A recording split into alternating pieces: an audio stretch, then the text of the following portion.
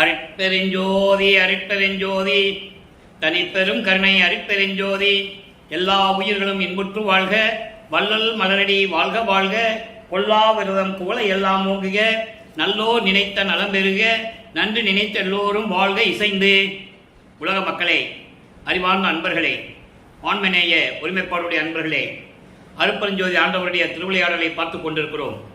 அருட்பெருஞ்சோதி ஆண்டவர் இந்த பிரபஞ்சம் தோன்றிய காலத்திலிருந்தே எத்தனையோ திருவிளையாடல்கள் செய்திருந்தாலும் கூட கலியுகத்தினுடைய கடைசி திருவிளையாடலை நாம் பார்த்து கொண்டிருக்கிறோம். கலியுகத்தினுடைய கடைசி திருவிளையாடல், கலியுகம் என்பது 1900 ஆண்டுகளிலே முடிவடைந்து விட்டது. அருட்பெருஞ்சோதி ஆண்டவர் 1823 ஆண்டு தனது திருவிளையாடலை தொடங்கி 30/1/1874 இரவு 12 மணி வரையிலும் அருட்பெருஞ்சோதி ஆண்டவருடைய திருவிளையாடல் நடந்து கொண்டிருந்தது. அதற்கு காரணம், ஏற்கனவே தோன்றிய யுகங்களும் சரி, அதாவது கிரேத யுகம், திரேத யுகம், துவார யுகம், கலியுகம், இந்த 4 யுகங்களுக்குமே ஆயுள் காலம் உண்டு. இந்த 4 யுகங்களிலுமே தோன்றிய சைவ சமயத்தினுடைய தலைவர்கள், வைஷ்ணவ சமயத்தினுடைய தலைவர்கள், இப்படி ஒவ்வொரு சமயத்தினுடைய தலைவர்கள் எல்லாம் சமயங்களை தோற்றுவித்து அதற்கேற்றபடி அந்த கர்த்தாக்களுக்கு ஏற்றபடி அந்தந்த கர்த்தாக்களுக்கு ஏற்றபடி உருவங்களை அமைத்து, கோயில்களை அமைத்து, வழிபாடு முறைகளை அமைத்து மக்களை வழிபட செய்து விட்டார்கள். சமயங்கள் தோன்றின, மார்க்கங்கள் தோன்றின, ஒவ்வொரு யுகத்திலும் மார்க்கங்கள் தோன்றின. கிரேத யுகம் கலங்க மார்க்கம், திரேத யுகம் திராவக மார்க்கம், துவாபர யுகம் நவநீத மார்க்கம், கலியுகம் பஸ்ப மார்க்கம். அதன் பிறகு கலியுகத்திலே தாச மார்க்கம், சத்புத்திர மார்க்கம், சக மார்க்கம், சமய மார்க்கம், இப்படி பல மார்க்கங்கள். மதங்களும் தோன்றிவிட்டன. சமணம், பௌத்தம், அதன் பிறகு கிறிஸ்தவம், இஸ்லாமியம், இந்து மதம், இப்படி நிறைய மதங்கள் தோன்றிவிட்டன. இந்த மதங்களும் சமயங்களும் மார்க்கங்களுக்கும் ஒரு கால அளவு உண்டு. எப்படி யுகங்களுடைய கால அளவுகள் மறைந்தவுடனே அந்த யுகங்கள் மறைந்து விட்டதோ, அதே போன்று சமயங்களும் மதங்களும் மார்க்கங்களுக்கும் ஒரு கால அளவு உண்டு. அதன் பிறகு இந்த உலக மக்களுக்கென்று ஒரு மார்க்கம் தேவை, ஒரு ஆன்மீக வழி தேவை. அந்த வழி சமரசமாக இருக்க வேண்டும். அப்போ சுத்த சன்மார்க்கம் என்ற ஒரு மார்க்கத்தை அருட்பெருஞ்சாண்டவர் நிறுவி தன் மகன் கையில் ஒப்படைத்து, இந்த பிரபஞ்சத்தில் இருக்கின்ற, இந்த உலகத்தில் இருக்கின்ற மக்களை எல்லாம் சுத்த சன்மார்க்கத்தில் இணைத்து எல்லா மக்களும் இன்புற்று வாழ வேண்டும் என்பதற்காகவே தனது மகனை, தனது செல்வ பிள்ளையை ஒரு தாயின் வழியாக இந்த பூலோகிற்கு வருவிக்க உற்றார். அவருடைய திருவிளையாடலை தான் பார்த்து கொண்டிருக்கிறோம். அதன் பிறகு நமது பிள்ளை பெருமானவர்கள் இந்த பூலோகத்திற்கு வருவிக்கூற்ற பிறகு 8 ஆண்டுகள் வரையிலும் இறைவனிடமிருந்து எந்த அருளையும் பெற முடியாமல் அவருடைய மனநிலை எப்படி இருந்தது என்பதையும், அதன் பிறகு 9வது ஆண்டிலே அருட்பெருஞ்சாண்டவர் தன் மகனை ஆட்கொண்ட பிறகு அவருடைய நிலை எப்படியெல்லாம் இருந்தது என்பதையும், சுத்த சன்மார்க்கத்தை பெற்ற பிறகு அவருடைய நிலைகள், அருள் நிலைகள் எப்படியெல்லாம் இறைவனிடமிருந்து கிடைத்தன என்பதையும், அதற்காக தனது மகனுக்கு எப்படியெல்லாம் அருட்பெருஞ்சாண்டவர் திருவிளையாடல் செய்து கொண்டிருந்தார் என்பதையும் ஒவ்வொரு பாடலின் மூலமாக, திருவொற்பாவிலிருந்து, ஒவ்வொரு பதிகத்திலிருந்தும், ஒவ்வொரு திருமுறையிலிருந்தும், ஒவ்வொரு பாடல்களின் மூலமாக படிப்படியாக நாம் அந்தந்த காலகட்டங்களிலே எப்படியெல்லாம் திருவிளையாடல் நடந்தது என்பதை பார்த்து கொண்டிருக்கிறோம். 51 ஆண்டுகள், 1823 ஆண்டிலே தொடங்கிய திருவிளையாடல் 1874 ஆண்டு வரையிலும் 51 ஆண்டுகள் நடந்த திருவிளையாடல்களை 8 ஆண்டுகளாக பிரித்து தனது மகனுக்கு எப்படியெல்லாம் அருளை கொடுத்தார் என்பதை தான் நாம் பார்த்து கொண்டிருக்கிறோம். அந்த வகையில் இன்று நாம் பார்க்க வேண்டிய பாடல் 1ஆம் திருமுறை பதிகம் 6, திருவருள் முறையீடு, பாடல் 132. திருவருள் முறையீடு மொத்தம் 232 பாடல்களை கொண்டது. ஒவ்வொரு பாடல்களிலிருந்தும் எப்படி இறைவனிடம் முறையீடு செய்கிறார் என்பதையும், தன்னை விரைவில் ஆட்கொண்டு ஏற்றுக்கொள்ள வேண்டும் என்பதையும் ஒவ்வொரு பாடலின் மூலமாக வல்லப்பெருமான்கள் கூறியதை இங்கே நாம் பார்த்து கொண்டிருக்கிறோம். சமயங்களும் மதங்களும் மார்க்கங்களும் சூழ்ந்திருந்த காலகட்டங்களில் நமது பிள்ளை பெருமானவர்கள் வருவிக்க உற்றதனால் நமது பிள்ளை பெருமானவர்களும் சமயங்கள், மார்க்கங்கள், மதங்களில் சொல்லப்பட்ட நெறிகளை பின்பற்றி கொண்டு சங்கற்ப விகற்பங்களில் ஈடுபட்டு கொண்டு, சங்கற்ப விகற்பங்கள் என்பது குறியீடுகள், சைவ சமயத்தினுடைய குறியீடுகள், வழிபாட்டு முறைகள், இதிலெல்லாம் ஈடுபட்டு கொண்டிருக்கிறார். திருநீறு பூசிக்கொள்வதும், உத்திராட்ச மாலையை போட்டுக்கொள்வதும், உருவ வழிபாடு செய்வதும், மந்திரங்களை சொல்லி இறைவனை வேண்டுவதும், இந்த மாதிரி சமயங்களிலும் மார்க்கங்களிலும் கூறப்பட்ட நெறிகளை பின்பற்றி கொண்டிருக்கிறார்கள். அதன் பிறகு சுத்த சன்மார்க்கத்தை பெற்ற பிறகு அதெல்லாம் தேவையில்லை என்று மக்களிடம் எப்படி கூறுகிறார் என்பதையும், சுத்த சன்மார்க்கம்தான் இறைவனால் ஏற்பட்ட மார்க்கம் என்ற நிலையையும் உலக மக்களுக்கு தெரிவித்துக் கொண்டிருக்கிறார். அதை தான் பார்த்து கொண்டிருக்கிறோம். 1ஆம் திருமுறை பதிகம் 6 திருவருள் முறையீடு 132வது பாடல். பாடலை நல்ல கவனிங்க. இந்த பாடலுடைய விளக்கத்தை பார்ப்பதற்கு முன்னால் ஒரு சில முன்னுரை. இந்த பிரபஞ்சம் தோன்றிய காலத்திலிருந்து எத்தனையோ கோடிக்கணக்கான ரிஷிகள், முனிவர்கள், சமயப்புறவர்கள், ஒவ்வொரு சமயத்துக்கும் சேர்ந்த அடியார்கள் இப்படியெல்லாம் தோன்றி இருக்கிறார்கள். அவர்கள் சமயத்துக்கேற்ற தலைவனை பாடி எப்படியெல்லாம் அருளை பெற்றுக் கொண்டார் என்பதை புராணங்களிலும் இதிகாசங்களிலும் நீங்கள் படித்திருப்பீர்கள். ஒரு காலகட்டத்தில் வாழ்ந்தவர்கள், அதன் பிறகு தோன்றியவர்கள் முந்தைய காலகட்டத்தில் இருந்தவர்களை பற்றி கூறியதில்லை. ஆனால் வல்லப்பமானவர்கள் இந்த பிரபஞ்சத்தில் தோன்றிய அத்தனை நிகழ்வுகளையும், பிரபஞ்சத்தின் உண்மைகளை எல்லாம் திருவெட்பாவில் கூறியிருக்கிறார் என்பதுதான் ஒரு சிறப்பு அம்சம். இன்றைய பாடலிலே சைவ சமயத்தை பரப்பியதில் முக்கிய பங்களித்த திருநாவுக்கரசரை பற்றி ஒரு செய்தியை கூறுகிறார். காரணம், அப்படிப்பட்ட இறைவன், இவர்களுக்கெல்லாம் அருளிய இறைவன் எனக்கு அருளவில்லையே என்ற ஒரு ஆதங்கத்தில் அந்த பாடல்களை எல்லாம் நமக்கு அருளியிருக்கிறார்கள். அதை பார்க்க போகிறோம். சொல் துணை வேதியன். பாடலை நல்லா கவனிங்க. பாடல் உங்களுக்கு விளக்கம், பாடல் புரியாவிட்டாலும் கூட இறைவன் கொடுத்த விளக்கம் மிகவும் எளிமையாக இருக்கும். சொல் துணை வேதியன் என்னும் பதிக சுருதியை நின் பொற்துணை வார்கழலுக்கு ஏற்றிய பொன்னடி போதினையே நற்றுணையா அக்கரை ஏறிய புண்ணிய நாவரசரை கற்றுத்துணை யாது இந்த கற்றுணையாம் என் கடல் நெஞ்சமே. அதாவது மனதிடம் சொல்லுகிறார், மனம் ஒரு நிலையில் இல்லை, இறைவனால், அதாவது மனம் ஒரு நிலையில் இல்லை, இறைவனால் வருவிக்க உற்றன் என்ற நிலை தெரிந்த பிறகு 8 ஆண்டுகள் வரையே ஒன்றும் தெரியாது. 9வது ஆண்டிலே இறைவன் வந்து ஆட்கொள்ளுகிறார்.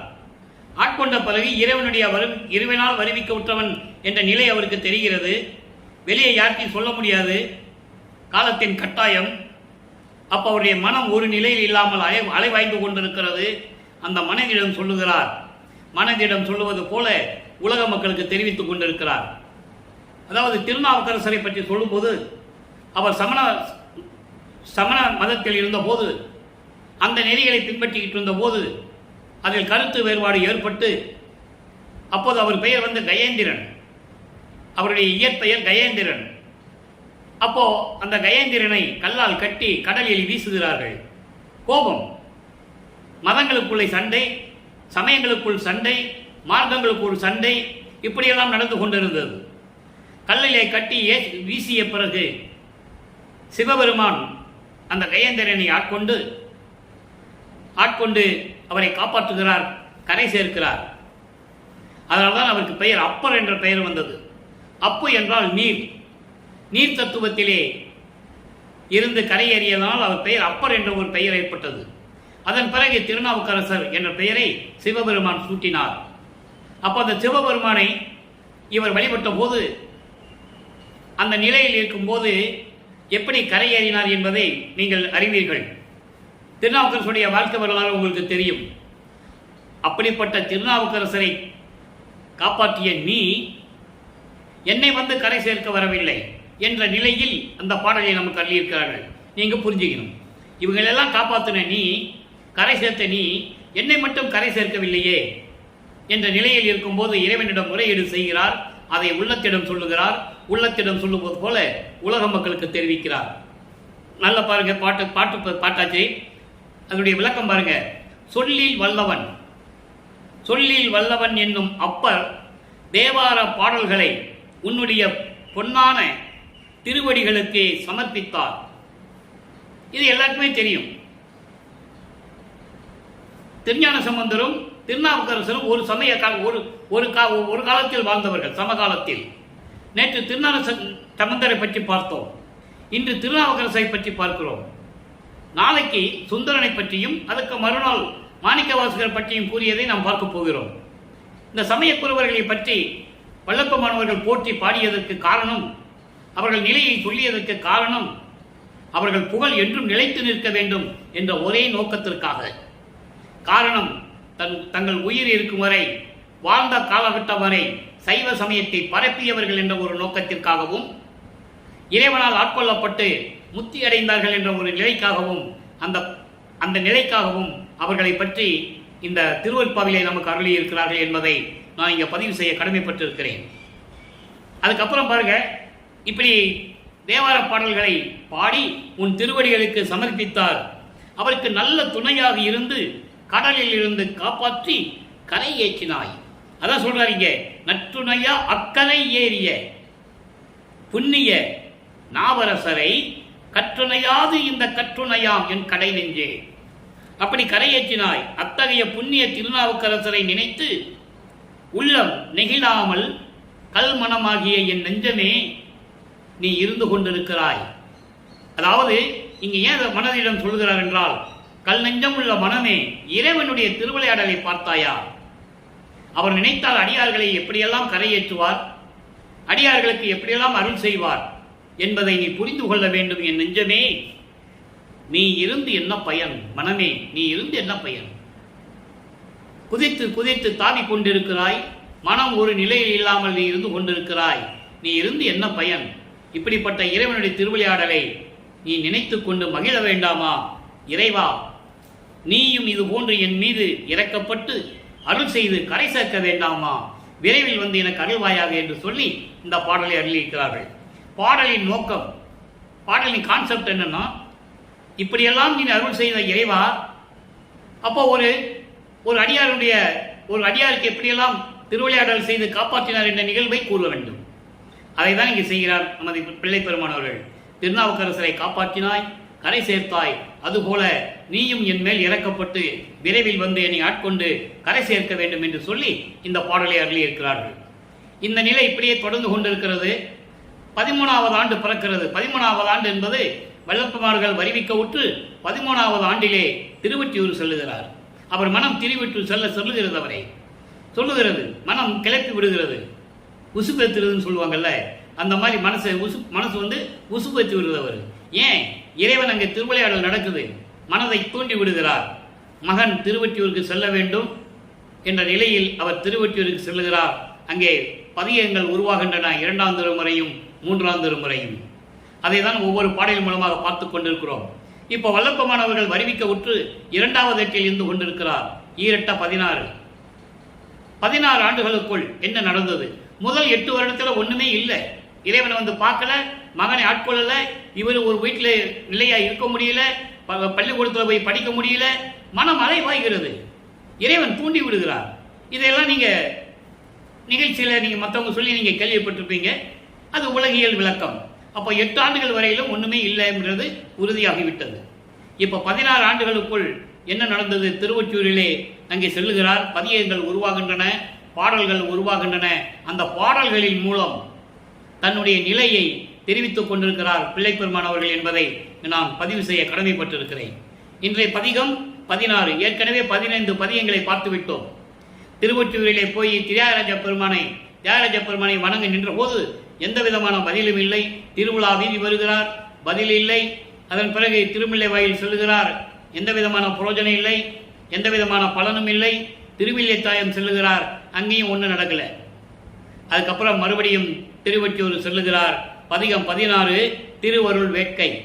திருவருள் வேட்கை என்பது எப்படியாவது இறைவனிடமிருந்து திருவருளை பெற்றுவிட வேண்டும் என்ற ஒரு ஏக்கம், ஒரு தவிப்பு. அந்த நிலையில் இருந்து கொண்டு இந்த பாடலை நமக்கு அருளியிருக்கிறார்கள். நல்ல கவனிய.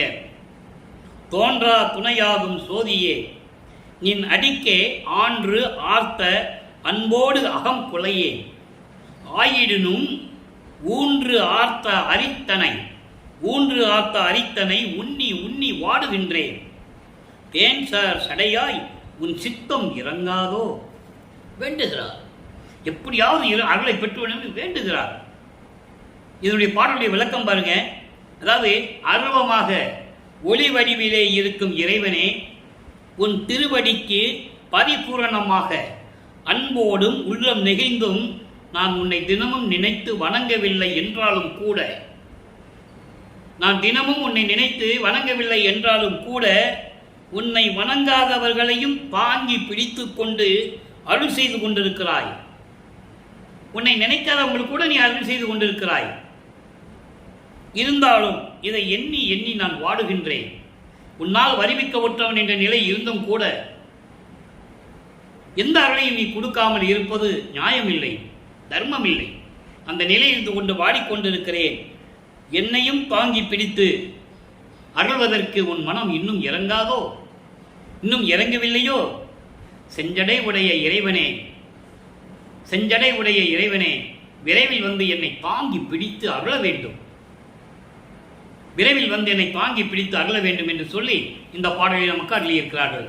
ஆக இதே நிலை தொடர்ந்து கொண்டிருக்கிறது, இதே நிலை தொடர்ந்து கொண்டிருக்கிறது. அதன் பிறகு வல்லப்பமன் அவர்கள் 3வது எட்டில் அடியெடுத்து வைக்கும்போது 3/24 இந்த 16 ஆண்டுகள் வரைக்கும், முதல் 8 ஆண்டுகள் வரைக்கும் இறைவன் வந்து ஆட்கொள்ளவில்லை, எந்த விதமான ஒரு நிகழ்வும் நடக்கவில்லை. அதன் பிறகு இறைவன் வந்து ஆட்கொண்ட பிறகு வருவிக்க உற்றவன் என்ற நிலையை தெரிவித்து விட்டு முன்பருவம் பின்பருவம் காட்டி அருள் செய்வேன் என்று சொல்லி மறைந்து விடுகிறார். தன் மகனுக்கு மறைப்பு நிலையை கொடுக்கிறார். ஆட்கொண்ட பிறகு ஞானம் பிறக்கிறது வல்லப்பமானவர்களுக்கு. மெஞ்ஞானம் வந்து அங்கேதான், சுத்த சமாகத்தை பெற்ற பிறகு ஞானம் வேறு, மெஞ்ஞானம் வேறு. அப்போ ஞானம் பெற்ற பிறகு இதுவரைக்கும் இறைவன் வந்து எந்த விதமான அருளையும் கொடுக்கவில்லை. அடுத்து 17வது ஆண்டிலிருந்து 24 ஆண்டுகளுக்குள் வல்லற்பமானவர்கள் வருவிக்க உற்று 24 ஆண்டுகளுக்குள் என்ன நடந்தது? 3ஆம் திருமுறை உருவாகிறது. அங்கே பாடல்களில் இருக்கின்ற விளக்கங்களை பார்த்து கொண்டிருக்கிறோம். 3ஆம் திருமுறை மொத்தம் 235 பாடல்களை கொண்டது, 19 பதிகங்களை கொண்டது. இதுவரையில் நாம் 10 பதிகங்களை பார்த்துவிட்டோம். பதிகம் 11 குறி ஆராய்ச்சியுடைய பதிகத்திலே 11வது பாடலை பார்க்க போகிறோம். இன்று அந்த பதிகத்தினுடைய கடைசி பாடல். அதன் பிறகு என்னென்ன நடந்தது என்பதை அடுத்த பதிகத்தில் பார்ப்போம்.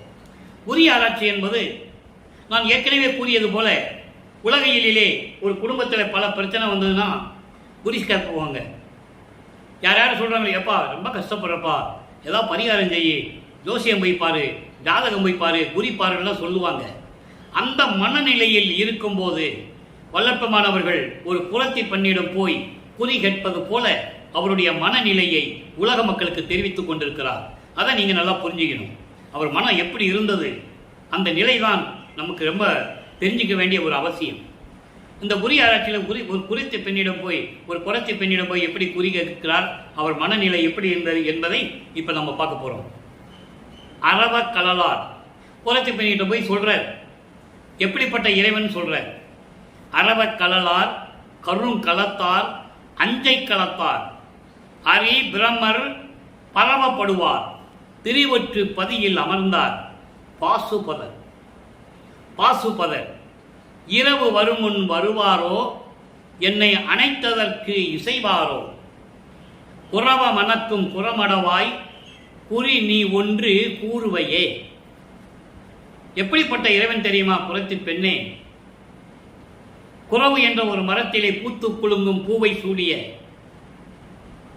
குறத்தி பெண்ணே, எனக்கு ஒரு குறி சொல்லுவாயாக.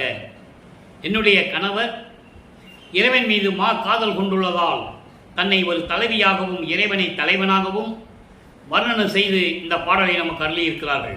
அதை நீங்கள் புரிஞ்சுக்கணும். அரவ கலலார் பாம்புகளை அணிகலனாக அணிந்து கொண்டவர். கருங்கலத்தார் பார்க்கடலிலே ஏற்பட்ட விஷத்தை உண்டு, அமுதத்திலே ஒரு பாம்பு விஷம் கக்குகிறது, அந்த விஷத்தை உண்டு கழுத்திலே நீட்டி கொண்ட இறைவன். அதான் கருங்கலத்தார் என்று சொல்லுகிறார். கழுத்திலே கருநீளம் கொண்ட இறைவன் நீலகண்டன் என்று சொல்லுவார், மணிகண்டன் என்று சொல்லுவார். அப்படிப்பட்ட இறைவன் அஞ்சை களத்தார். அஞ்சை களத்தார் என்பது திருவஞ்சை களம் என்ற ஊரிலே அந்த இடத்திலே ஒரு திருவிளையாடல் நடந்தது. அதனால் அஞ்சை களத்தார் என்று சொல்லுகிறார். ஒவ்வொரு இடத்திலும் எப்படியெல்லாம் திருவிளையாடல் நடந்தது என்பதை திருவிற்பாவிலே நாம் இனிமேல் பார்க்க போகிறோம். இந்த பதிகம் முடிந்தவுடனே ஒவ்வொரு ஊர்லையும் இறைவன் சிவபெருமான் எப்படி, அப்போ சிவபெருமான் தான் இறைவன் சொல்லிட்டு இருக்கிறார்.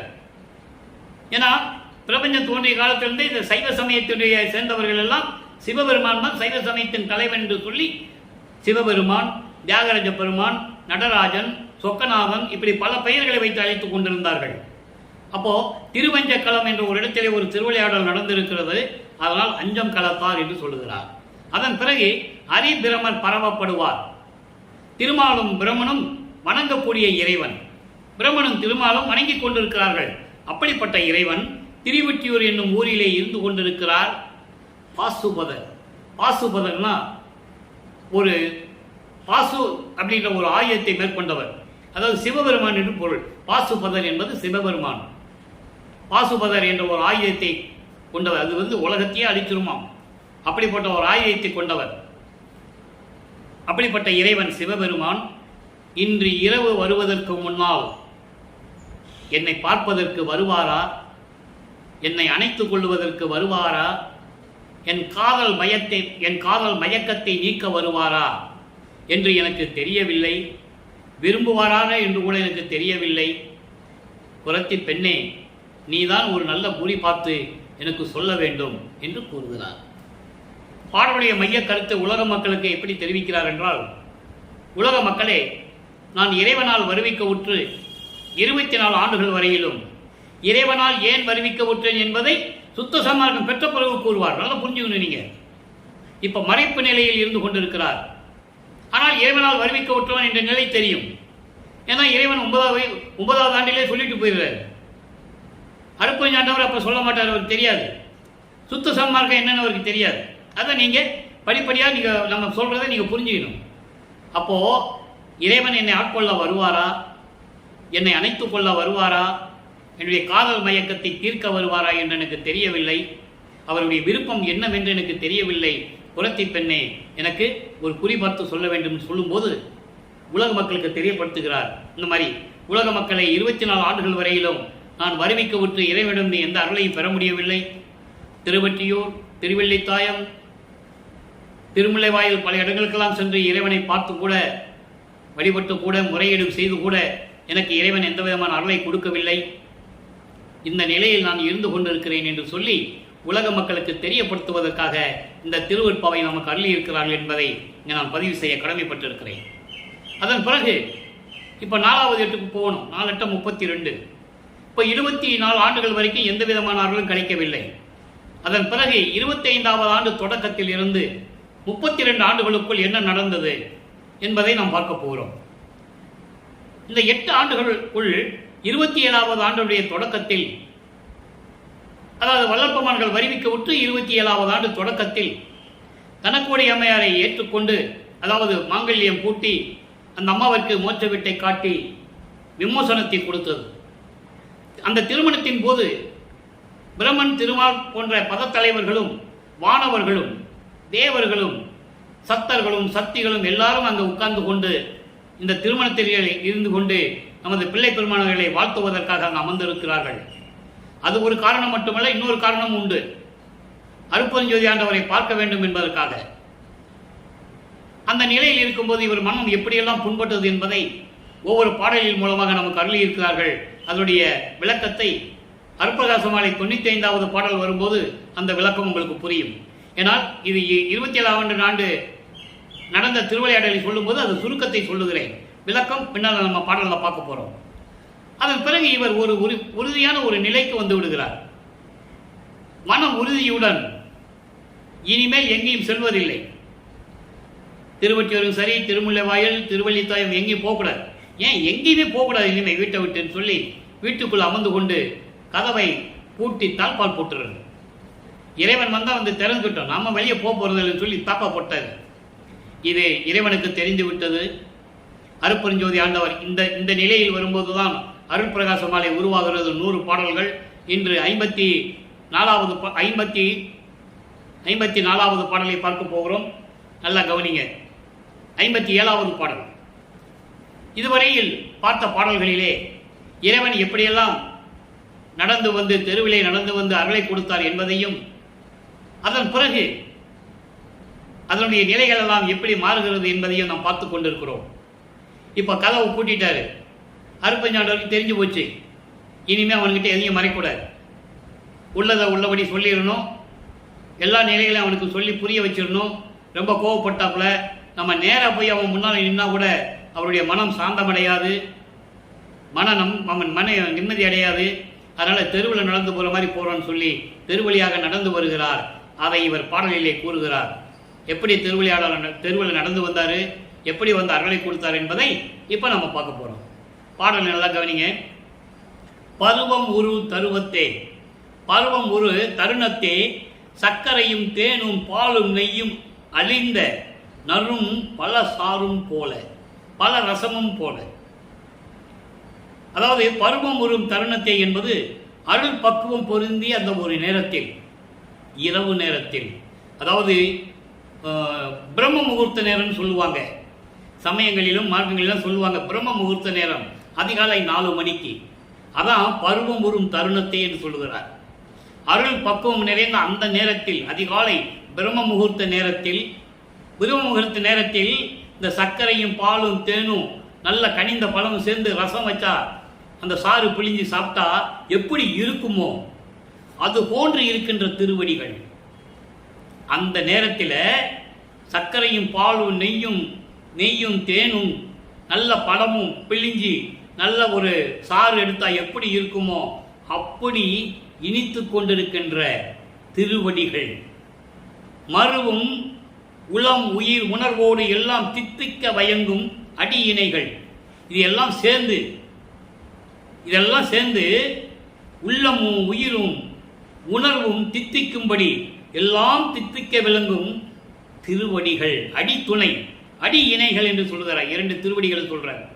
அப்படிப்பட்ட திருவடிகள் மிக வருந்த நடந்து அருளி. இறைவனுடைய திருவடியை பற்றி சொல்றார். அப்படிப்பட்ட திருவடிகள் அதிகாலை 4 மணிக்கு பிரம்ம முகூர்த்தத்தில் அந்த அருள் பக்குவம் கூடிய அந்த நேரத்தில் இப்படியெல்லாம் உள்ளம் தித்திக்கக்கூடிய அந்த திருவடிகள் எல்லாம் மிக நடந்து மண்ணிலே கால் பதித்து நடந்து வலிக்க நடந்து வந்த அருளி தெருவு அடைந்து, நான் இருக்கும் தெருவை அடைந்து, நான் இருக்கும் மனைக்காப்பு திறக்க செய்து. அதான் முக்கியம். என்னுடைய வீட்டினுடைய காப்பு போட்ட அதாவது தாழ்பால் போட்டதில்ல, அந்த காப்பை திறக்க செய்து அருளி, அவருடைய அருளால் திறக்க செய்து, பொருள் ஒன்று என் செங்கையனில் அளித்தாய்.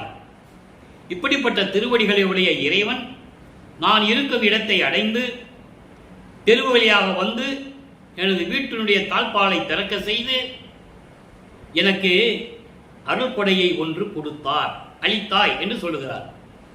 அப்போ கொடுத்தார். திருமணி மன்றிடை நடிக்கும் பெருமான் நின் கருணை திறத்தினை இச்சிறியேன் நான் செப்புதல் எங்கனமே. இப்படிப்பட்ட அருள் வல்லமை உடைய இறைவனுடைய திருவிளையாடலை இந்த சிறியவன் நான் எப்படி சொல்ல முடியும்? அந்த நிலையில் இருக்கின்ற இறைவன் எனக்கு வந்து அருளை கொடுத்தார், ஒரு அருள் கொடையை கொடுத்தார் என்று சொல்லுகிறார். என்ன அருள் கொடை என்பதை இப்போ நம்ம பார்க்க போகிறோம். இப்போ இறைவன் வந்தார், அருள் கொடையை கொடுத்தாரு, மகனை ஆட்கொண்டாரு. சரி மகனை இதை வச்சுக்கோன்னு சொல்லிட்டு மறுபடியும் போயிட்டார். இப்போ அதன் பிறகு இவர் சுத்த சன்மார்க்கத்தை வாங்க போறாரு. அந்த நிலைகளை நம்ம பார்த்துட்டோம். ஒவ்வொரு நாளும் அந்த விளக்கத்தில் சொன்னோம்னா நமக்கு நேரம் பத்தாது. அதனால் சுருக்கமாக சொல்கிறேன். தத்துவங்களை கடந்து ஒரு நிலைக்கு போய் கொண்டிருக்கும் போது அங்கே அருள் சக்தி ஒரு கை தூக்கி விட அருட்பெருஞ்சாண்டவர் தன் மகனை வரவேற்று அங்கே சித்த சிவஞான வெளிக்கு அழைத்து செல்லுகிறார்.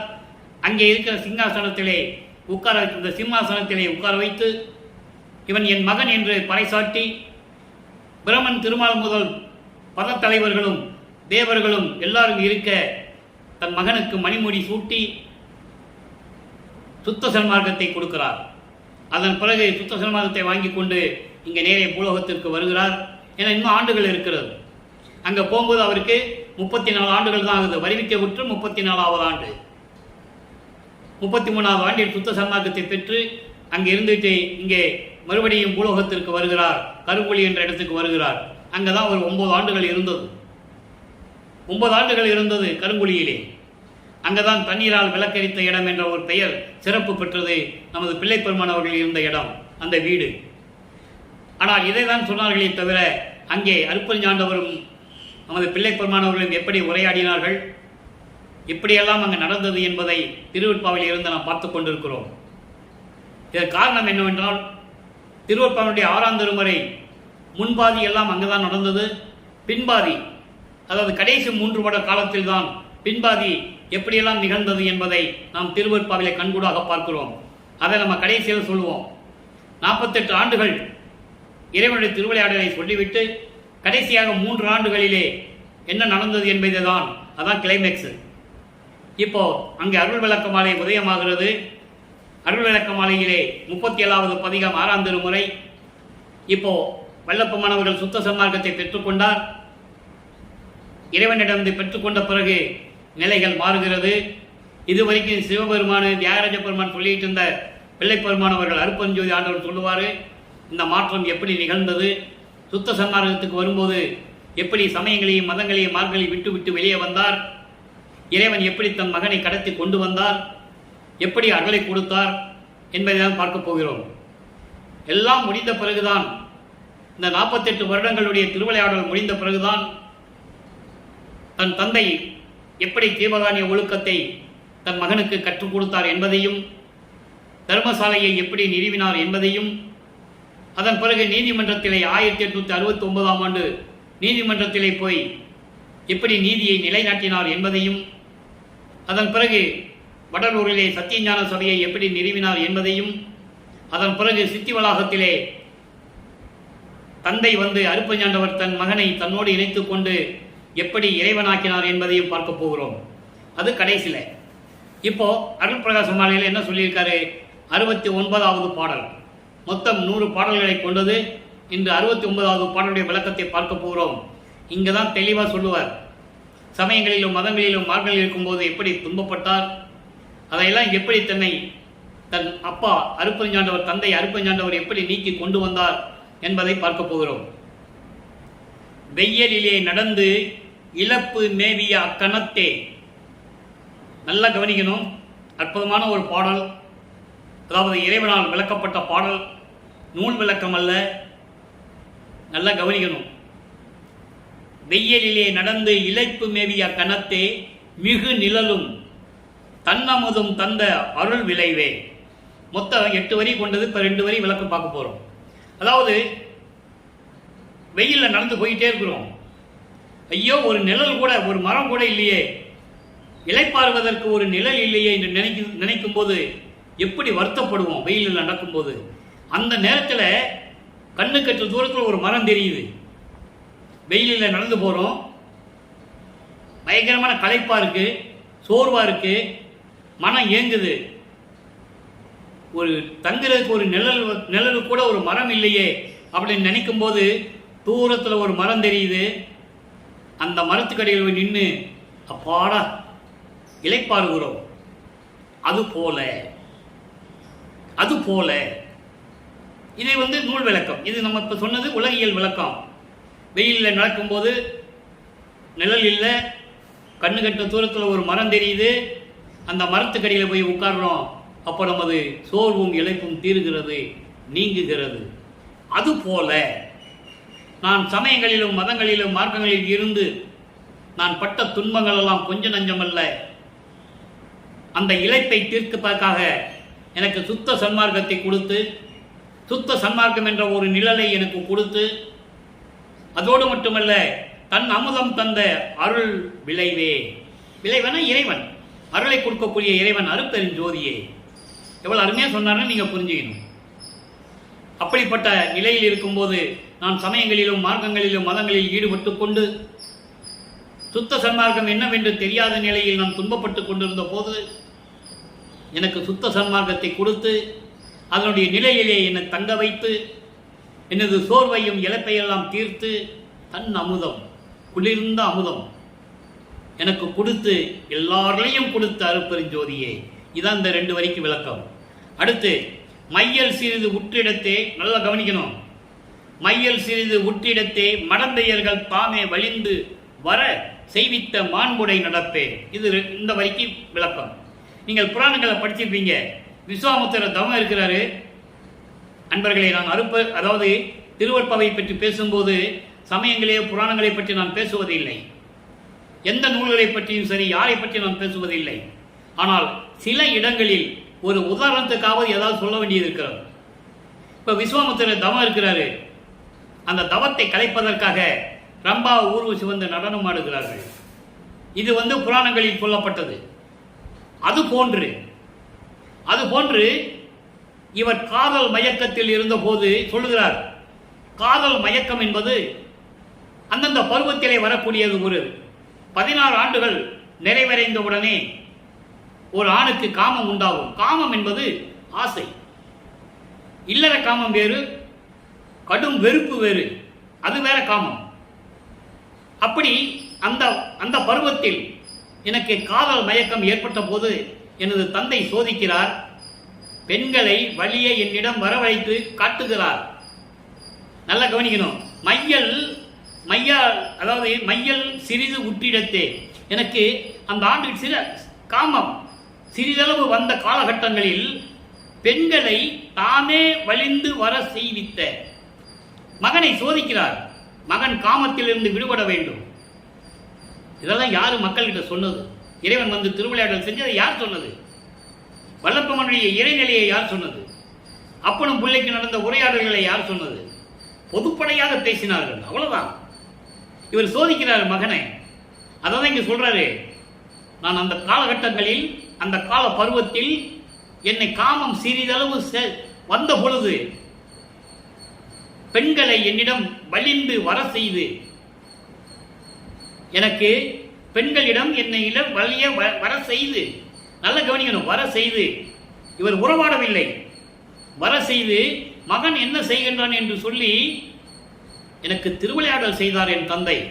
அதான் சொல்ற, வலிந்து வர செய்வித்த மாண்புடைய நட்பே. ஒரு நண்பனுக்கு எப்படி ஒரு நண்பன் இந்த மாதிரி செய்வானோ அதுபோல என் தந்தை அந்த கால பருவத்தில் நான் காதல் உற்றிருந்த போது சிறிது சற்றுன்னு சொல்றேன், சோதிக்கிறார் மகனை. அதிலிருந்து விடுபட்டு கொண்டு வரணும். இவர் தெரிஞ்சு போச்சு. இவர் நின்றுகிட்டு இருக்காரு. பெண்கள் இவரிடம் வழிய வந்து பேசுகிறார்கள், காம வலையை வீசுகிறார்கள். இப்படி இவர் உறுதியாக இருந்தவுடனே அங்கே அருப்பஞ்சாண்டர் தோன்றி தன் மகன் மேல் தோன்றி, மகனே, இது என்னுடைய திருவிளையாடல் என்று சொன்ன என்னுடைய நட்பே, என்னுடைய நண்பனே என்று சொல்லுகிறார். இதை நீங்க புரிஞ்சுக்கணும்.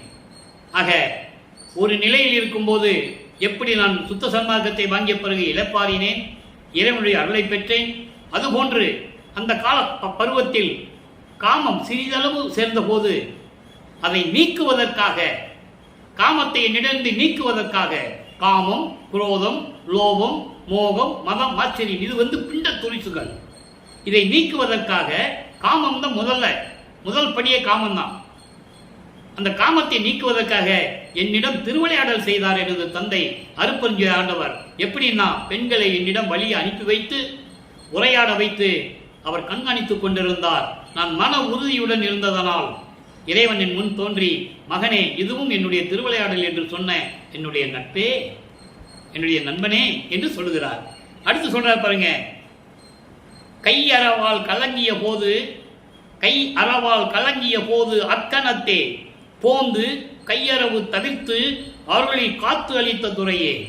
கையறவு என்பது தடைகள், முன்னேற்றத்திற்கு ஏற்பட்ட தடைகள், சுத்த சன்மார்க்கத்துக்கு அடைவதற்கு ஏற்படுகின்ற தடைகள்.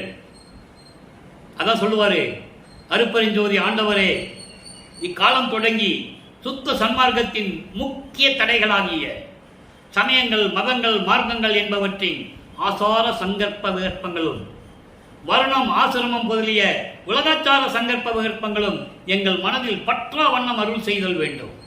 அந்த தடைகளை சொல்றாரு.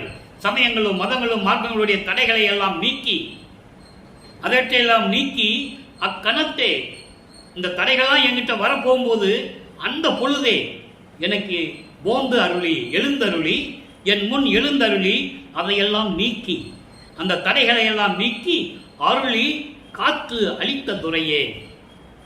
அதான் அந்த ஒன்று கொடுத்தாருன்னு சொன்னோம்ல அற்பக சொன்னாலையில, வீட்டுக்கு தெருவழியா நடந்து வந்து, கால் வலிக்க நடந்து வந்து, மகனை இதை வாங்கிக்கோன்னு சொல்லி ஒரு அருள்கொடையை கொடுத்தாருன்னு சொன்னார்ல, அது அருள்கொடை என்பது இந்த தடைகளை நீக்குவது. இப்போ உங்களுக்கு புரிஞ்சிருக்கும். இப்படிதான் ஒவ்வொரு பாடலையும் சொன்னது ஆறாம் திருமுறையில அருள் விளக்க மலையில சொல்லுவார். அது என்ன அருள்கொடைன்னு சொல்லுவாரு. இன்னைக்கு என்ன சொல்றாரு? இந்த தடைகளை நீக்குவதற்காக மட்டுமல்ல, காமத்தை விரட்டுவதற்காகவும் இறைவன் என்னிடம் திருவிளையாடல் செய்தார் என்று சொல்லுகிறார். எவ்வளவு அற்புதமான ஒரு இடம்ன்றதை நீங்க புரிஞ்சுக்கணும். இந்த நிலையில் இருக்கும்போது சுத்த சன்மார்க்கம் என்ற ஒரு நிலையிலே என்னை தங்க வைத்து எனக்கு அமுதளித்து, அதோடு மட்டுமல்ல, எனக்கு சிறிதளவு சற்று காதல் மயக்கம் ஏற்பட்ட போது உடனே பெண்களை என்னிடம் அனுப்பி அதை சோதனை செய்தார் எனது தந்தை. நான் வென்று விட்டேன், காமத்தை கடந்து விட்டேன் என்று சொல்கிறார். அதன் பிறகு இந்த தடைகள், சமயங்கள், மதங்கள், மார்க்கங்கள், தடைகள் எல்லாம் வரும்போது உடனே அக்கணத்தை போந்து உடனே அந்த நிமிடமே என் முன் எழுந்தருளி அந்த தடைகளை எல்லாம் நீக்கி என்னை காத்தருளிய துறையே. அடுத்து சொல்ல பாருங்க, ஐயமுரேல் என்று என்னை ஆண்டு அமுதளித்த பதியே. பயப்படாதே மகனே, எல்லாம் என்னுடைய திருவிளையாடல், என்னுடைய திருவிளையாடல். உன்னை பக்குவப்படுத்துகிறேன். இந்த உலக அறிய வேண்டும். நீ சமயங்களிலும் மதங்களிலும் மார்க்கங்களிலும் 32 ஆண்டுகளை உன்னை இருக்க வைத்து விட்டேன்.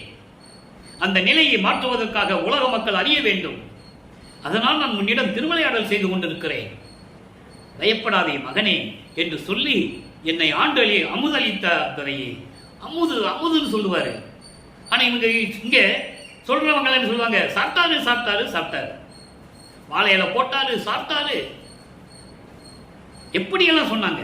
மனம் வேதனைப்படுகிறது மக்களே.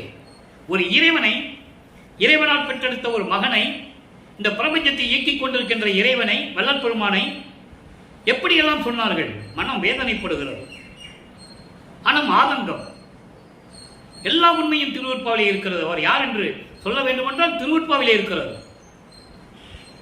ஐயமுறையில் மகனே என்று சொல்லேனே ஆண்ட தேவரே, அமுதளித்த பதியே, ஒரு தாயின் கருவறையில் இருந்தே அருள் அமுதம் உண்டவர் என்பதை நான் ஏற்கனவே பல தடவை நான் கூறியிருக்கிறேன். அவர் மறைக்கப்பட்ட நிலையில் இருக்கும்போது, மறைப்பு நிலையில் இருக்கும்போது அவர் உண்ட உணவெல்லாம் அமுதமாயிற்று என்று சொல்லுவார். பாடல்கள் இருக்கிறது. அந்த விளக்கத்தை நான் தந்திருக்கிறேன் ஏற்கனவே. இதற்கு முன்னால் நான் உண்ட உணவெல்லாம் அமுதமாயிற்று. ஏனால் எனக்கு அப்போ மறைப்பு நிலை இருந்தது. இப்போ மறைப்பை தவிர்த்தார் என்று சொல்லுவார். மறைப்பை தவிர்த்து என்னை ஆட்கொண்ட பதியே என்று கூறுவார். இதெல்லாம் மக்கள்கிட்ட யாரும் சொல்லல. அதனால வல்லற்பமான என்ன சொன்னாங்க? துறவின்னு சொன்னாங்க. தமிழ் துறவி, ஞானி, போகி, பாடலாசிரியர், வசனகர்த்தா, கதை வசனம் எழுதினவர், இப்படிதான் சொன்னாங்களே தவிர இந்த நிலைகள் எல்லாம் மக்களிடம் யாரும் சொல்லவில்லை என்பதுதான் உண்மை. இதை யாரும் மறுக்க முடியாது. சத்தியமான வார்த்தை. அப்போ இந்த நிலையில் இருக்கும்போது அம்பலத்தன் அரசே, என் அலங்கள் அணிந்த அருளே, நான் பாடுகின்ற பாடல்களையும், இங்க அலங்கள் என்பது ஒட்டுமொத்தமான ஒரு விளக்கம். பாடல்கள், விண்ணப்பங்கள், முறையீடுகள் எல்லாமே, எல்லாவற்றையும் ஏற்றுக்கொண்டு எனக்கு அருள வேண்டும் என்று சொல்லி இந்த பாடலை நமக்கு அருளி இருக்கிறார்கள். ஆக அன்பர்களே, 32 ஆண்டுகள் வரைக்கும் வல்லப்பெருமான் பட்ட துன்பங்கள் எப்படிப்பட்டது என்பதை நாம் கூறிவிட்டோம். அதன் பிறகு இறைவனுடைய திருவிளையாடல் சன்மார்க்கத்தை மகனுக்கு கொடுத்து எப்படியெல்லாம் ஆட்கொண்டார், இதை உலக மக்களுக்கு தெரியப்படுத்த வேண்டும். அதற்காக தான் திருவருட்பாவை நமக்கு அருளியது என்பதை நீங்கள் புரிந்து கொள்ள வேண்டும். என்றாவது ஒரு நாள் யாராவது மக்களிடம் சொல்ல மாட்டார்களா என்ற, ஏன்னா மற்றவங்க எல்லாம் சொல்லிடுவாங்க. இது இறைநிலையில் இருக்கும்போது சில விஷயங்களை வெளியே சொல்ல முடியாது. இப்படி பாடல் மூலமாக தான் அருளினார் நமது வல்லப்பெருமானவர்கள் என்பதை நான் பதிவு செய்ய கடமைப்பட்டிருக்கிறேன். அடுத்து உபதேச உண்மை. எப்படி இன்னும் உண்மையை சொல்லணும். அவரு இன்னும் முழுசா ஆட்கொள்ளல, இன்னும் மகனை முழுசா ஆட்கொள்ளல. இன்னும் நிறைய வேலைகள் இருக்கு. அருள் செங்கல் வச்சு கொடுக்கணும், கடைசியில் மகனோட 2 போய் கலந்துக்கணும், தர்மசாலையை நிறுவனம், சத்தியதான சபையை கட்டணும், நிறைய வேலைகள் இருக்குல்ல. அப்போ இன்னும் இருக்கிற உண்மையை எனக்கு சொல்லணும்னு சொல்றாரு. அதான் உபதேச உண்மை. 55வது பதிகம் 8வது பாடல். நல்லா கவனிங்க. ஒவ்வொரு பாடலிலும் அவ்வளவு விளக்கங்கள் இருக்கிறது மக்களே. தடையாவும் தவிர்த்து, இங்கேயும் சொல்றார், தடையாவும் தவிர்த்து என்னை தாங்கிக் கொண்ட ஆண்டவனே, அடையா அன்பிலப்பால் எனக்கு அன்போடு தந்த பெரும் கருணை கொடையாய், குற்றமெல்லாம் குணம் கொண்ட குணக்குன்றமே, உடையாய் உத்தமனே, எனக்கு உண்மை உரைத்தருளை என்று சொல்லுகிறார். இதுக்கு ஒரு சின்ன விளக்கம் இருக்கு. இவர் மனசு ஒரு இன்னொரு நிலை நினைத்து கொண்டே இருக்கிறது அவருக்கு. அதனால ஒரு பாடல் உருவாகிறது. தந்தையிட கேட்கிறார். 2 பேர் பேசிட்டு இருக்காங்க. அப்பனும் பிள்ளையும் பேசிட்டு இருக்காங்க. இவர் கேட்கிறார், நோவாமல் நோன்பு என்னை போல் நோற்றவரும், எஞ்ஞான்றும் சாகாவரம் என்னை போல் சார்ந்தவரும், தேவா நின் பேரர்களை என்னை போல் பெற்றவரும், எவ்வுலகில் யார் உலர் சற்றே அறை. அறைன்னா கூறு. நீ நீ வந்து திருவிளையாடல் செஞ்சுட்டு இருந்தாலும் எனக்கு நல்லா தெரியும் அப்பா, நீ ஏதாவது மனசில் வச்சிருந்தா சொல்லிடு. என்னப்பால யாருக்காவது நீ கொடுத்துருக்கியா? உன்னுடைய அருளை என்னை போல் முழுமையாக யாராவது பெற்றிருக்கிறார்களா? நீ கண்டிப்பாக சொல்லிதாகணும். அந்த அடிப்படையில் தான் இங்கே சொல்றாரு, உண்மை உரைத்தருளே, எனக்கு உண்மையை சொல்லு. அவர் சொல்லுவார், அது அகவல்ல சொல்லுவார் அருட்பெருஞ்சோதி ஆண்டவர். யார்கிட்ட? மகன்கிட்ட சொல்றாரு, சாவா நிலை இது தந்தனம் உனக்கே ஆவா என அருளிய அருட்பெருஞ்சோதி. அதனால தான் அகவல்ல கடைசி நேரத்தில், அதாவது அருட்பெருஞ்சாண்டவர் ஆகுவதற்கு முன்னால், இறைவனாவதற்கு முன்னால் கடைசியில் நமக்கு அருளியது தான் அருட்பெருஞ்சோதி அகவல். 1596 பாடல்கள் அற்புதமாக இருக்கும். பிரபஞ்சத்தின் உண்மைகள் காற்றிடை, மண்ணிடை, நீரிடை, வாயிடை, வானிடை, இப்படியெல்லாம் வரும். யாரும் சொன்னதில்லை, போற்றி போற்றி பாடினார்கள். இறைவனர்களை பெற்றுக்கொண்டு சமாதியானார்கள், ஜீவ சமாதியானார்கள், முத்தியானார்கள். அவ்வளவுதான். பிரபஞ்சத்தின் உண்மையை யார் சொன்னது? வல்லப்பம்மன் ஒருவர் தான் என்பதை நான் ஆணித்தரமாக சொல்ல முடியும். அதை சொல்லிக் கொள்வதில் பெரும் மகிழ்ச்சி அடைகிறேன். இறைவனால் தானே சொல்ல முடியும், தெரிஞ்சாதானே சொல்ல முடியும். என்ன வேணாலும் பாடலாம். மற்ற பிரபஞ்சத்தின் உண்மைகளை யார் சொல்றது? தெரிஞ்சவன் தான் சொல்ல முடியும். இப்போ சொல்றாரு, எல்லா தடைகளையும் தவிர்த்து சமயங்கள், மதங்கள், மார்க்கங்கள் என்ற தடைகளை எல்லாம் நீக்கி என்னை தாங்கிக் கொண்டு அருளிய இறைவனே, ஆண்டவனே, அடையா அன்பில் வாழ் எனக்கு அன்போடு தந்த பெருங்கருணை. அதாவது அன்பே இல்லாதவர்களோடு என்னை சேர்க்காமல், அதான் அது அடையா அன்பிலற்பால். அன்பே இல்லாதவங்க, உயிர் இரக்கம் இல்லாதவர்கள், ஜீவகான்ய ஒழுக்கத்தில் இல்லாதவர்கள், இப்படிகளுடைய சேர்க்கையில் என்னை சேர்க்காமல், அவர்களோடு என்னை சேர்க்காமல் என்னை தனியாக நிற்க வைத்து தந்த பெரும் கொடையை, அப்படிப்பட்ட இறைவனே சொல்ற. எப்படி? இந்த பிரம்மன், திருமால், ருத்திரன் போன்றவர்களோட சேராம, அவங்கள பற்றி பேசாம, உயிர் இறக்கம் இல்லாதவங்க, ஜீவகான்ய ஒழுக்கம் இல்லாதவங்க, அன்பே இல்லாதவங்களுடைய சேர்க்கையில் என்னை சேர்க்காமல் தனியாக நிற்க வைத்து எனக்கு கருணையை கொடுத்த கருணையின் கடலே, அப்படிப்பட்ட வள்ளலே, குற்றமெல்லாம் குணம் கொண்ட குணக்குன்றமே, என் குற்றங்களை எல்லாம். அவர் என்ன குற்றம் செஞ்சாரு? சமயங்களிலும் மதங்களிலும் மாறி இருக்கும் போது உருவ வழிபாடு சரியை, கிரியை, அந்த உருவ வழிபாட்டுக்கு மந்திரம் சொல்லி வழிபடுவது, பூ போட்டு தேங்காய் பழம் உடைச்சி கற்பூரம் ஏற்றி ஊதுவத்தி ஏற்றி வழிபடுவது, அப்ப யோக நிலையிலிருந்து வழிபடுவது. இந்த 12 நிலைகள் தான் குற்றங்கள். எதுக்கு குற்றங்கள்? சுத்த சன்மார்க்கத்திற்கு தடைகள். அந்த குற்றத்தை எல்லாம் நீக்கி, அது ஒரு பாடல்ல சொல்லுவாரு. எங்க அப்பா கிட்ட நான் கேட்டேன், நான் இப்படியெல்லாம் இருந்து வந்துட்டேனே, என்னாகுமோ ஏதாகுமோ நினைச்சுக்கிட்டு இருந்தனே அப்படின்னு நினைக்கும் போது அவர் சொல்லுவாரு, உன் குற்றம் அல்ல மகனே, நீ என் மகன் அல்லவா, நீ எது செஞ்சாலும் நான் ஏத்துக்கிட்டேன். ஏன்னா நீயா அதில் ஈடுபடல, நான் உன்னை ஈடுபடுத்தினேன். எவ்வளவு அற்புதமான இடங்களா இருக்கு திருவருட்பாவில், யாரும் மறுக்க முடியாது. உன்னை நான் ஈடுபடுத்தினேன், உன் குற்றம் அல்ல, எல்லாவற்றையும் நான் ஏற்றுக்கொள்ளுகிறேன், நீ மகன் அல்லவா, அப்படியெல்லாம் ஒரு பாடல சொல்லுவார். அதுக்கப்புறம் பாருங்க, குணம் கொண்ட குணம் குன்றமே. இறைவனுக்கு 8 குணங்கள் உண்டு. அதான் என் குணம் சபை, சத்தியஞான சபை. இந்த சபை திருச்சிற்றம்பலத்தில் இருக்கு. அதுபோல இங்க கட்டினாரு. மக்கள், உலக மக்கள், மானிடர்களாக செல்ல முடியாதுன்னு சொல்லி அதே சபையை இங்க கட்டினார். என்னுள் சபை கண்டனம். அற்புதமா சொல்லுவாரு. அந்த நிலைக்கு நம்ம வர்றதுக்கு இன்னும் பல மாதங்கள் இருக்கு. அப்ப நம்ம அதை பத்தி பேசுவோம். இப்போ அந்த மாதிரி 8 குணங்கள் கொண்ட இறைவன், தன்மையத்தனாதல், தூய உடம்பினாதல், இயற்கை உணர்வினாதல், முற்றிலும் உணருதல், இயற்கையாகவே பாசங்களை நீக்குதல், முடிவில் ஆற்றல் உடைமை, பேரன்பில் இன்ப உடைமை, வரம்பில் இன்ப உடைமை. இப்படி 8 குணங்கள் உண்டு இறைவனுக்கு. ஒவ்வொரு குணத்துக்கு ஒரு விளக்கம் இருக்கு. அது ஏற்கனவே நான் பதிவில் சொல்லியிருக்கேன். அதெல்லாம் சொன்னோம்னா இப்ப நம்ம பதிவை பூர்த்தி செய்ய முடியாது. இது 8 குணங்கள் மட்டும் நீங்க மனசுல வச்சுக்காங்க. சமயங்கள் வரும்போது, அப்பப்போ வரும்போது நான் விளக்கம் சொல்றேன். அப்போ குணம் குன்றமே, உடையாய், எல்லா அருள் உடையவனே, என்னை உடையவனே, உத்தமனே, எனக்கு உன்னை உரைத்தருளே என்று சொல்லுகிறார். இந்த நிலைகள் மாறுகிறது. இப்ப எல்லாம் வாங்கின பிறகு அவருடைய அனுபவ நிலை எப்படி இருக்கும் அதை உலக மக்களுக்கு தெரிவிக்கிறார். 57வது பதிகம் அனுபவ நிலை 8வது பாடல். ஆக்கிய நாள் இதுதான் தருணம்.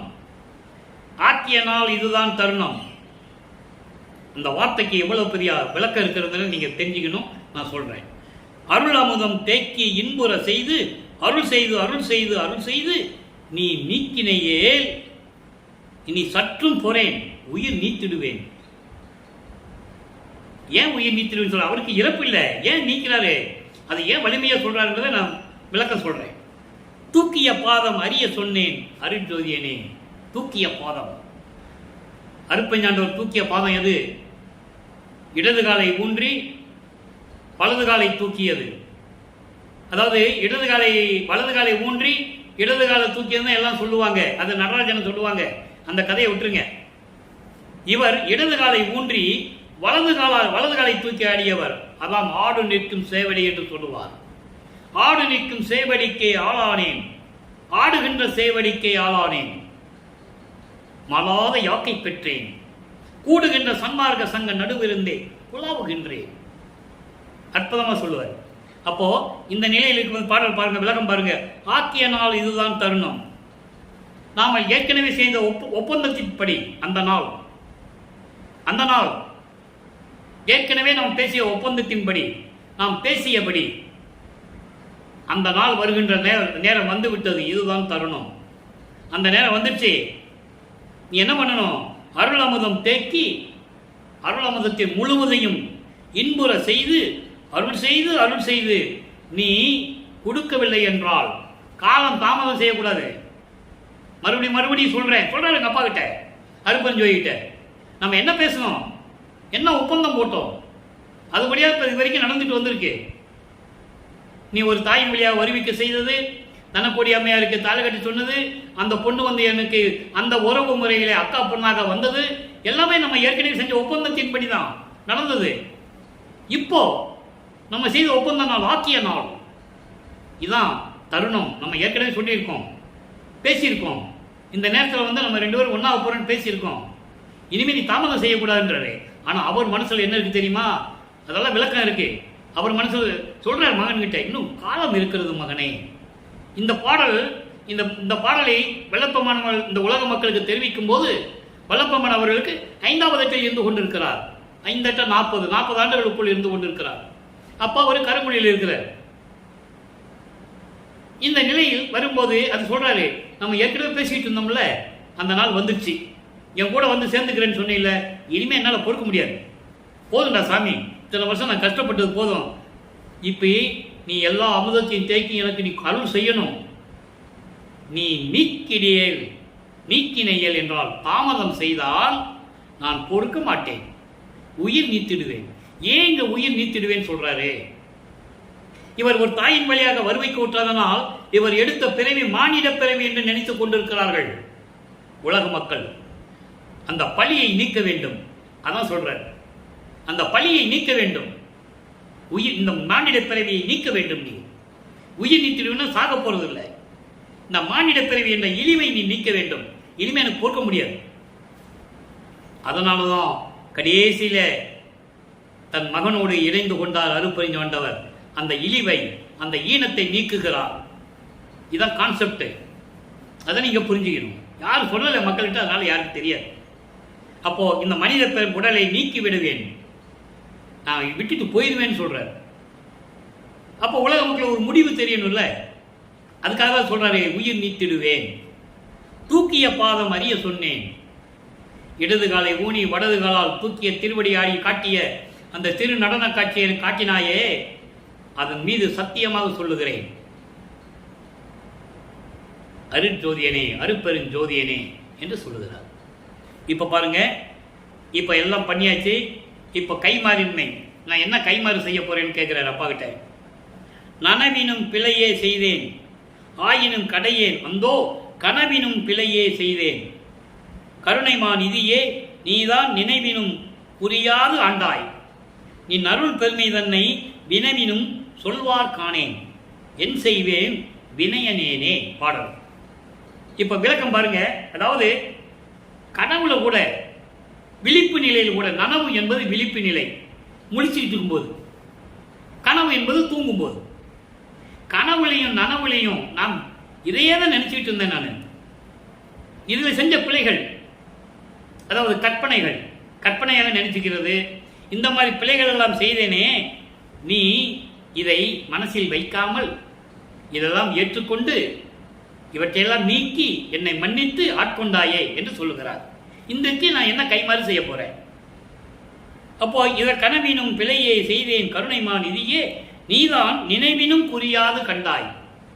இதையெல்லாம் நீ நினைக்காம என்னை ஆட்கொண்டாயே, நீ அருள் பெருமை தன்னை வினமினும் சொல்வார் காணேன். யார் சொல்ல முடியும்? யார் உன்னுடைய அருள் தன்மையை சொல்ல முடியாது. அப்படிப்பட்ட அருள் தன்மை கொண்ட இறைவனே, நான் என்ன கைமாறு செய்ய போகிறேன் என்று சொல்லி இந்த பாடலை நமக்கு அள்ளி இருக்கிறார்கள். அடுத்து பாருங்க, ஒவ்வொரு ஸ்டெப் பை ஸ்டெப்பா வந்துட்டு இருக்கு. அதனாலதான் ஒவ்வொரு பதியத்திலிருந்து ஒரு பாடலை உங்களுக்கு நான் சொல்லிட்டு இருக்கேன். இப்போ உலப்பில் இன்பம், இறைவனுடைய பெற்ற இன்பம் அழியாத ஒரு இன்ப நிலையில் இருப்பது.